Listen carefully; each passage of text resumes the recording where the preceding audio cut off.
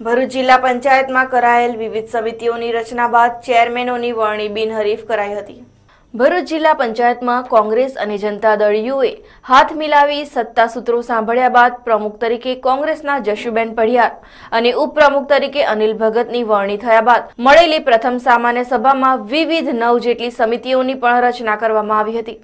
આ નવનિયુક્ત 9 સમિતિઓના ચેરમેનની પસંદગી માટેની પ્રક્રિયા આજ રોજ હાથ ધરાઈ હતી અને આ તમામ 9 સમિતિઓના ચેરમેનોની વરણી સર્વાનુમતે કરવામાં આવી હતી। આ 9 પૈકી મહત્વપૂર્ણ કહી શકાય તેવી કારોબારી સમિતિના ચેરમેન તરીકે જેડીયુના અને ઉપપ્રમુખ એવા અનિલ ભગતની તો શિક્ષણ સમિતિના અધ્યક્ષ તરીકે પણ પુનઃ એકવાર જેડીયુના સરલાબેન વસાવાની નિયુક્તિ કરાઈ છે। કોંગ્રેસના મહેન્દ્રસિંહ રાજને બાંધકામ સમિતિના ચેરમેન બનાવાયા છે। આરોગ્ય સમિતિના ચેરમેન તરીકે કોંગ્રેસના મોહમ્મદ પટેલ, 20 મુદ્દા અમલીકરણ સમિતિના ચેરમેન તરીકે ઉદયસિંહ જાદવ, મહિલા બાળ વિકાસ સમિતિના ચેરમેન તરીકે કોંગ્રેસના તનુજાબેન દાયમા તો અપીલ સમિતિના ચેરમેન તરીકે જિલ્લા પંચાયત પ્રમુખ જશુબેન પઢિયારની વરણી કરાઈ છે। આ ઉપરાંત જેડીયુના પરસોત્તમભાઈ વસાવાને સામાજિક ન્યાય સમિતિ અને ઉત્પાદન સહકાર સમિતિના ચેરમેન તરીકે પરેશભાઈ વસાવાની વરણી કરવામાં આવી છે।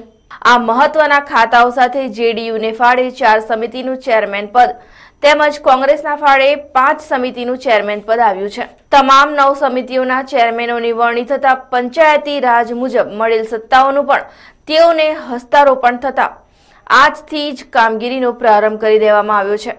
ચેરમેનોની વરણી થતા સમર્થકો દ્વારા નવનિયુક્ત ચેરમેનોને અભિનંદન સાથે શુભેચ્છા પાઠવવામાં આવી હતી।